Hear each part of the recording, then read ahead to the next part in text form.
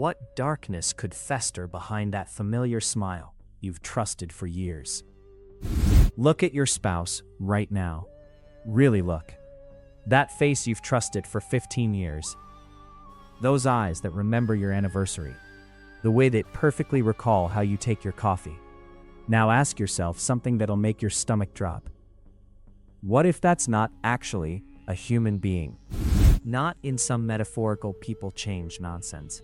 I mean, what if the thing sitting across from you is accessing 15 years of memories like database files, mimicking love because it's been watching humanity long enough to know exactly how love looks? You think that's insane? Good. That's exactly what they need you to think. I've spent the last few years falling down this particular research rabbit hole, which is like a regular rabbit hole, except the rabbit has 6 fingers and wants to edit your DNA. The evidence spans 6 continents and 4 millennia. Most people's minds will reject it on contact, like a spam filter designed by someone who really doesn't want you opening certain emails. The giants didn't die out, they adapted, and you can't tell them apart from the people you love. Speaking of things that should keep you awake at night, the problem that survived the flood. Christians love Genesis 6 until they actually read it. The B'nai Elohim, which is Hebrew for sons of God, and appears everywhere else in Scripture, exclusively for angels. But hey, who's counting? Descended and bred with human women. The result? Nephilim, giants, genetic corruption so complete that God drowned the entire planet to scrub it clean. That's supposed to be the end. Flood killed them. Extinct. Done. Sleep tight, kids, but then you hit Genesis 6:4, and 4 words detonate everything. The Nephilim were on Earth in those days, and also afterward. After the flood that supposedly killed them all, either they survived, or they came back, or the corruption made it onto the ark somehow. Noah's family road trip just got way more interesting. The Bible doesn't explain. It just confirms they returned. Flash forward to Numbers 13:33. Moses sends 12 trained military scouts into Canaan. 10 come back looking like they've seen hell's customer service department. We saw the Nephilim there. We seemed like grasshoppers in our own eyes, and we looked the same to them. This is thousands of years after the flood. These weren't ghost stories. This was field intelligence from people whose job was literally go look at scary things and report back. King Og's bed measured 13 feet. Goliath topped 9 feet, wearing 125 pounds of bronze, which is like wearing a small motorcycle as clothing. His brother had 6 fingers per hand, 6 toes per foot, exactly matching the Book of Enoch's description of original Nephilim physiology. Think about that timeline. If they survived the flood, they've had 4,000 years to evolve, to learn, to perfect the art of not being noticed. 4,000 years is enough time to become invisible, or at least really good at looking like your accountant. Between 1850 and 1920, American newspapers went absolutely bananas reporting giant skeleton discoveries. Not tall people, giants. The New York Times, 1885, 7-foot skeletons in Indiana mounds. Worthington Advance, 1897, 9-foot skeleton in Minnesota. Steelville Ledger, 1933, 8-foot remains in a Missouri cave. Hundreds of reports, photographs, measurements, doctor statements, official documentation. We are not making this up, which is our motto, because apparently we have to keep saying that. Native tribes had been preserving these memories for centuries before white settlers showed up asking uncomfortable questions. In 1857, Comanche chief Rolling Thunder described what his people knew. White giants, 10 feet tall, who ruled from the rising to the setting sun. They had mountaintop fortifications, valley cities, advanced technology. They excelled every other nation in all manner of cunning handicraft and were brave and warlike. Then they vanished after becoming too proud. Pride goeth before the fall, and apparently before getting really good at hiding. The Paiutes told the same story. The Choctaw, the Sioux, different languages, different continents, identical memories of giants who walked among humans. Then the Smithsonian started collecting the bones, and the bones vanished. Not lost, not misarchived, vanished. When researchers request access today, the Smithsonian claims they never existed or were destroyed. In 2014, under legal pressure, they admitted destroying thousands of giant skeletons in the early 1900s. Why destroy evidence? Because those bones prove Genesis 6 is literal history. If it's real, everything changes. Evolution gets complicated, even more complicated. Materialism collapses. The spiritual realm becomes mandatory, not optional. But here's what should ice your blood. Who ordered the destruction? Human curators following museum policy? Or something else, ensuring humanity never connects these dots? And how would you know? The person giving that order would have credentials, authority. They'd sound rational, look perfectly human, while protecting a secret that must never surface: the invisible army. The flood taught them a lesson. Obvious monsters die. 30-foot giants attract attention. Armies, legends. Therefore, the strategy evolved. Stop standing out. The word Rephaim appears 25 times in the Old Testament. Sometimes it means physical giants like Og. Other times it means spirits of dead giants dwelling in Sheol. The word works both ways, like a cosmic light switch nobody wants you to flip. When their bodies died, something survived, something organized, something with millennia of knowledge and really impressive patience. Here's what gets scrubbed from every sermon. Angels aren't stuck in one form. Genesis 18-19 records 3 angels visiting Abraham, then entering Sodom.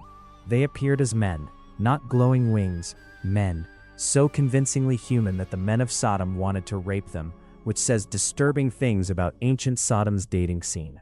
They ate food with Abraham, walked, talked. Only supernatural knowledge revealed what they were. Hebrews 13:2. Do not neglect to show hospitality to strangers, for thereby some have entertained angels unawares. Angels walk among humans undetected. You could eat dinner with one, never know. They could compliment your casserole while secretly cataloging humanity's weaknesses. The fallen angels who bred the Nephilim had this ability. Genesis 6:2 says women found them attractive enough to marry. That requires perfect human appearance, plus whatever the ancient equivalent of a really good dating profile looked like.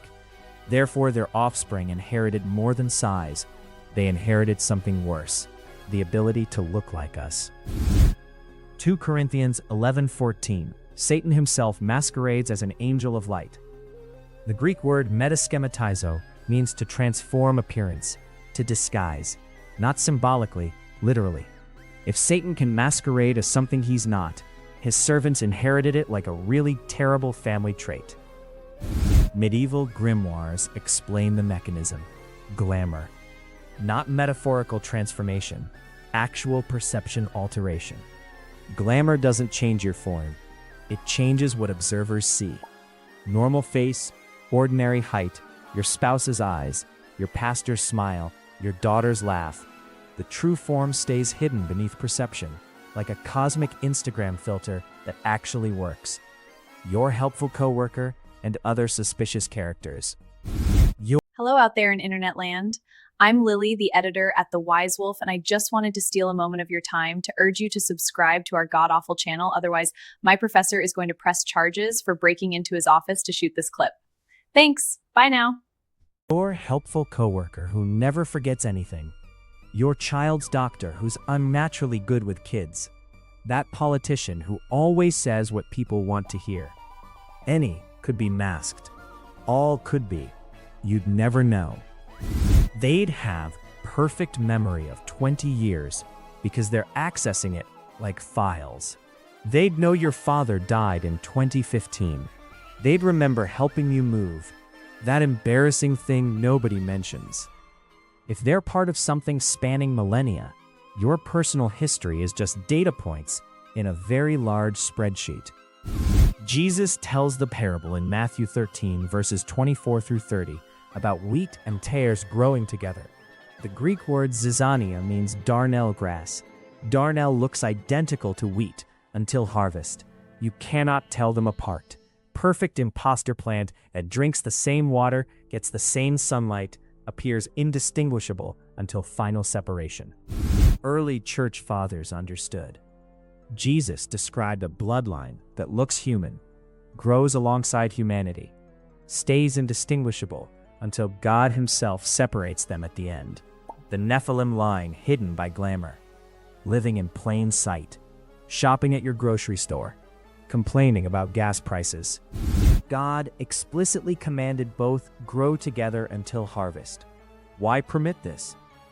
Because when they finally reveal themselves, when the veil drops, there'll be no ambiguity, total separation, final, no appeals process. But until then, you have no test, no question.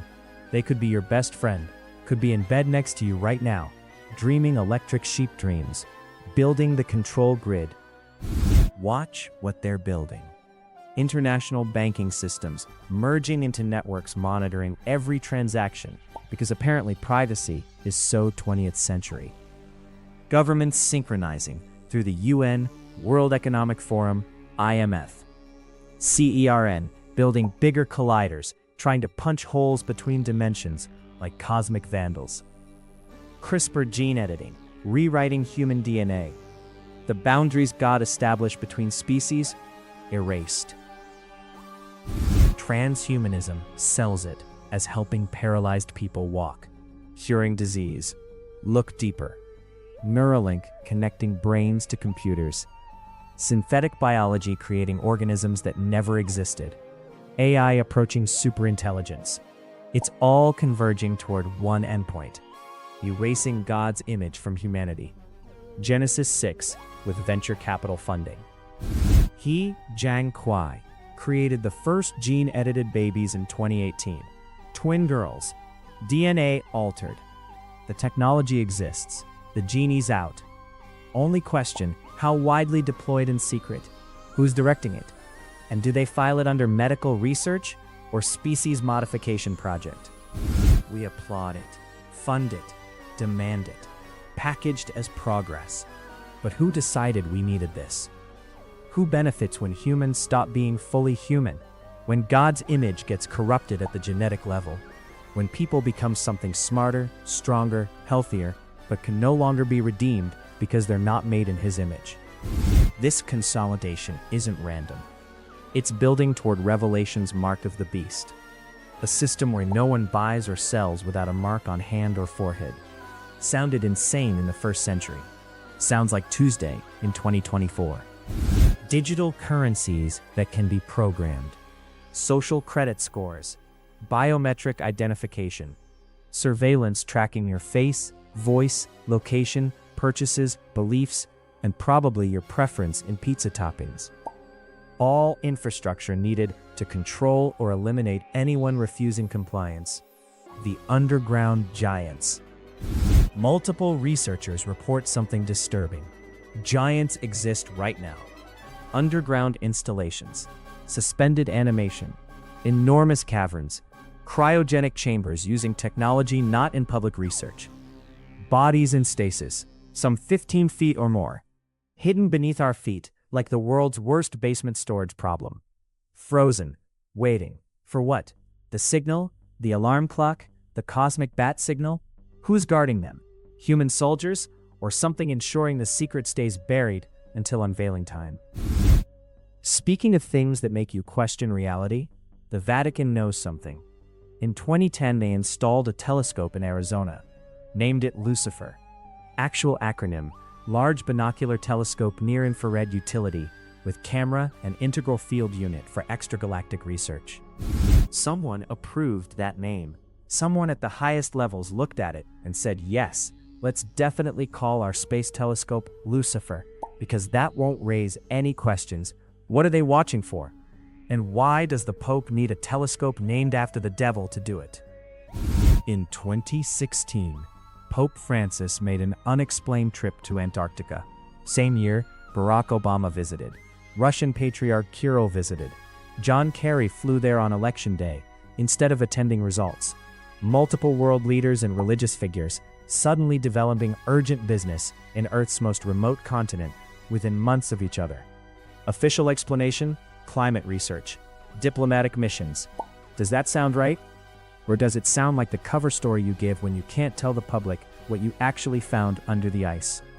Revelation 20, verses 7 through 8, describes Satan's final army as numerous as the sand of the seashore. Not poetic exaggeration. Head count. They've been reproducing in shadows for 4,000 years. Could be 10% of the population. Could be 30%. Could be your HOA president, which would explain so much. No way to know until the unveiling.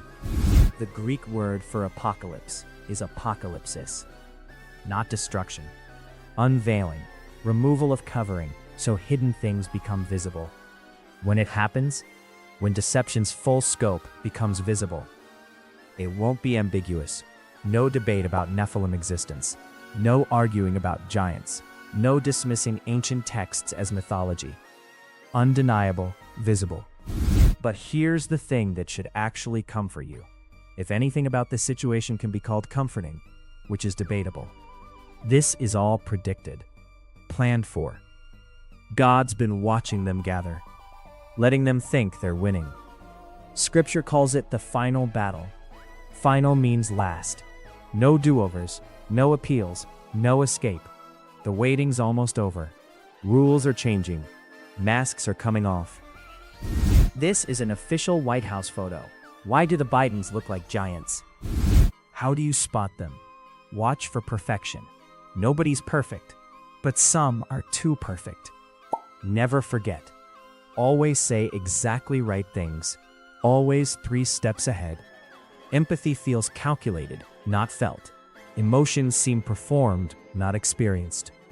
Can you handle knowing anyone around you might be wearing a perfect mask? That everything you thought was human progress might be stage setting by patient, ancient, inhuman intelligence. Your wife smiles at you over coffee. Same smile as always. But now you're wondering. Can't not wonder. Maybe that's the point. Real psychological warfare isn't deception itself. It's the moment you realize deception's possible. That's the real horror. Not knowing. Never knowing for certain. Looking at everyone, wondering what's behind the mask. Wondering if there is a mask. Wondering if the person you love is really who you think, or if they ever were. The unveiling is coming, and when it does, you'll look around at people you trusted and realize what you've been living with all along. Watch for signs, test the spirits, trust your instincts, and remember, not everything that looks human is. But hey, at least now you know why your in-laws always seemed a little off. Subscribe to our channel and share this video to help keep the wise wolf howling.